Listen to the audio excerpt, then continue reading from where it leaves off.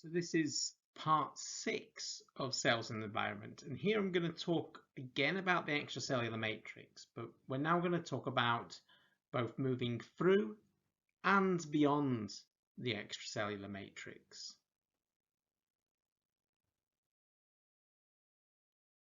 One of the important things is the extracellular matrix is produced and manipulated by cells, and many cells can move and migrate through the extracellular matrix. As I've already stated, some really important processes where that needs to happen, like white blood cells moving to the site of an invading pathogen or something like that. So worth bearing in mind that as well as creating extracellular matrix, cells can also destroy it. And this manipulation of the extracellular matrix is a classic example of inside-out signaling. Now, normally, the extracellular matrix prevents cells from moving. We want our tissues to be nice and stable, and the cells within that tissue to communicate with each other. But as I've already mentioned, some cells need to move through the extracellular matrix, and that's particularly true for immune cells. And this movement through the extracellular matrix by immune cells is a classic example of inside-out signaling. The cell is entirely manipulating the structure of the extracellular matrix to serve its own purpose. Now, how cells do this is that they secrete special degradative enzymes that can digest the extracellular matrix. You don't need to know what these enzymes are at this point in the course, but they release lots of enzymes that degrade that extracellular matrix. And in fact, some cells, such as fibroblasts, we often sometimes think of fibroblasts as relatively inert cells. Well, actually, they're specialized cells at remodeling the extracellular matrix.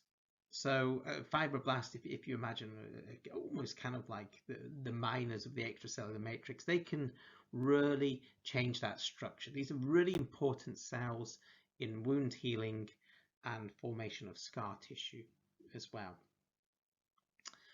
Now, what happens, and hopefully, maybe you can't see this there, but this is just an example of a cell migrating or pushing itself through the extracellular matrix.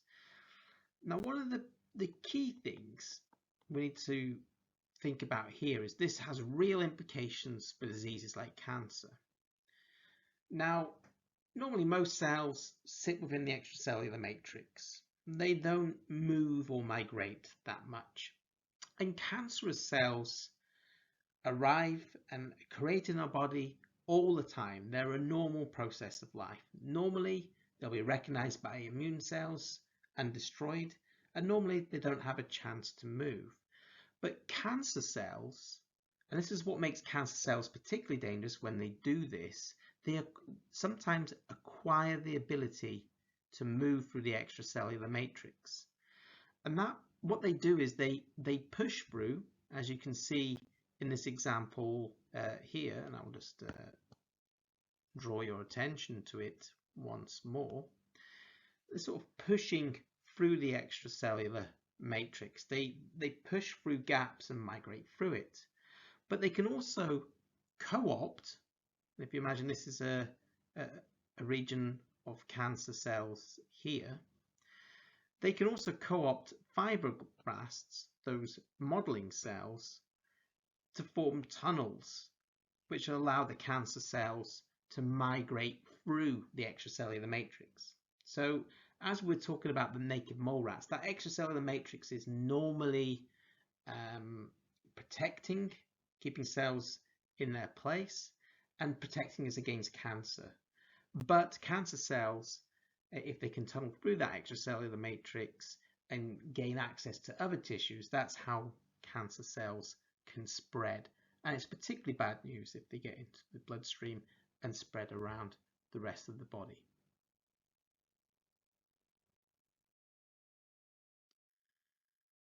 Now, I've spoken about migration by remodeling the extracellular matrix, and that remodeling of the extracellular matrix, just to really hammer home the point, is an example of inside-out signaling. But cells can also move beyond the extracellular matrix, and this is where flagella and cilia come into action.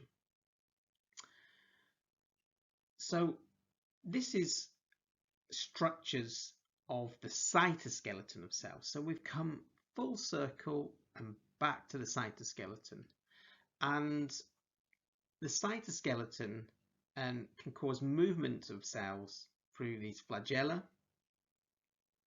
These are example of flagella here, and this is on a sperm cell, moves by flagellar movement, and these are cilia, which are like finger-like structures, which can be on the outside of single-celled organisms, but are also on the outside of cells in the, for example, in the respiratory tract, where the cilia can help move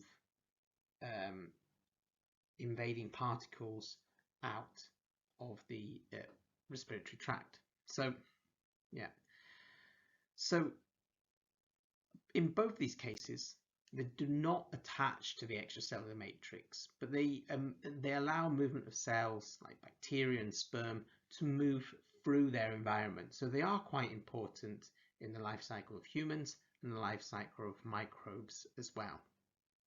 Again, the cilia are often important for unicellular organisms' movement in their environment, and as I've already said, removal of particles in the air and mucus in the respiratory tract. So how do flagella and cilia work? Well, slightly different to muscle contraction, because here they are motor proteins that are connected to microtubules formed of dynein, and they're important for this movement. So what we have is two microtubules connected together, and they're connected together by these dynein arms. Now when we have ATP to generate, what that does is those dynein arms that are connecting the two microtubules together, they will move. And what that does is it means the angle of the microtubules moves relative to one another, and through that movement, hopefully you can see that, you'll get this kind of motion due to contraction. Okay, and that's what causes the movement. So very different from muscle contraction. We're just getting a sort of angled side-to-side movement, which is causing the cells to move. And that's all the detail I'm really going to give on that. But that's how cells can propel themselves outside the extracellular matrix. So the last part of this talk, you may have been wondering, what's this got to do with pharmacy? And I want to tell you that the extracellular matrix is really important in the action of many drugs that we use clinically. And some drugs have been designed specifically to target the extracellular matrix.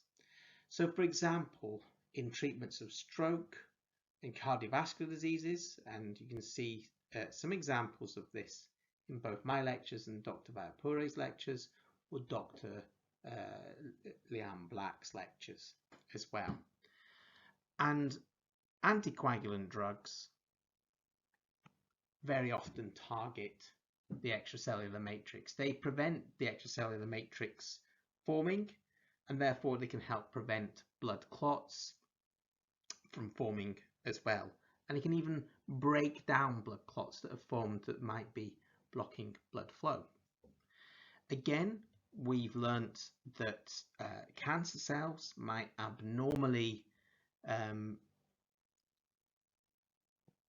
move through the extracellular matrix, and indeed some anti-cancer drugs target that movement through the extracellular matrix.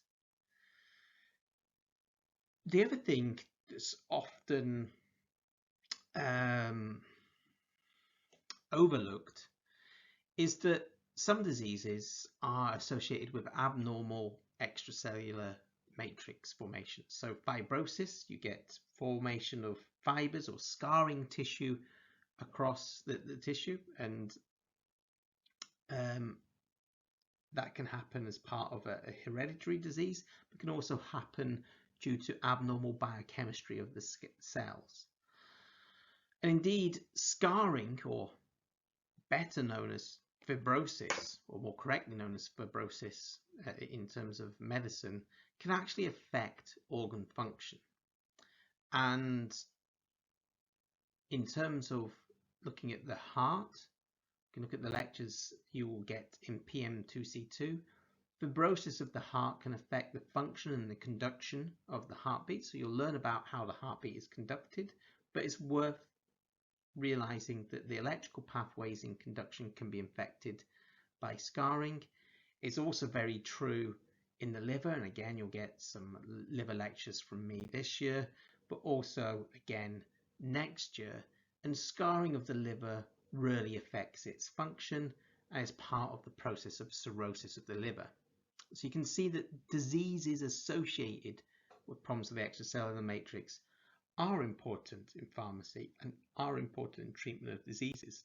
And I think this will only become more apparent as we understand more about the functions of the interaction between cells and their extracellular matrix.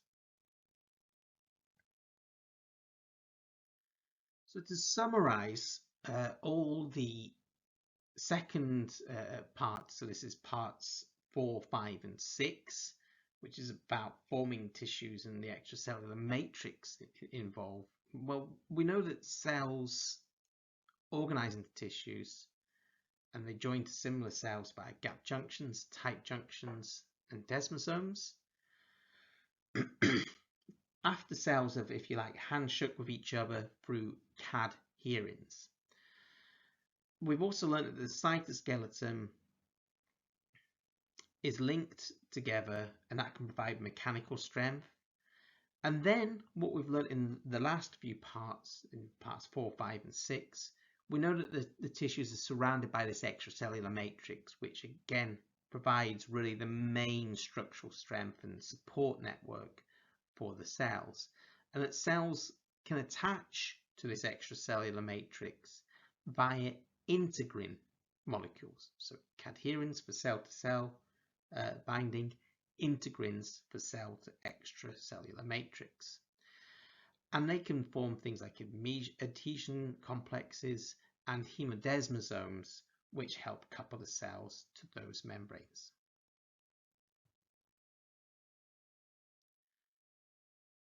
And in the first part of this lecture, I suggested some further reading. I'm just going to re-suggest that further reading here. And while you can look at molecular biology of the cell via Alberts, it's a very in-depth book, so you could get lost.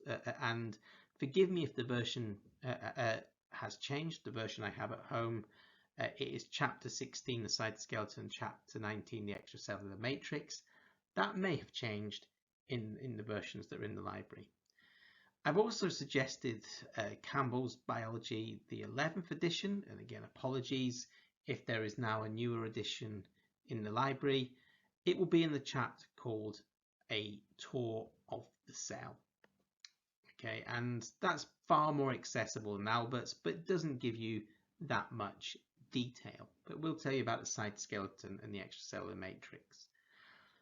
Finally, if you want an alternative view to Albert's, there's the textbook, again found in the library, Biology of How Life Works, and again There's chapter 10, cell form and function, cytoskeleton, cellular junctions, and extracellular matrix. Well, you will learn a lot of the same things, but I do encourage that you do access that further reading beyond just looking at these lecture slides. Finally, these are the learning objectives for all 6 parts of this. And again, just a reminder that you'll gain a better understanding of objectives by reading further in the textbooks.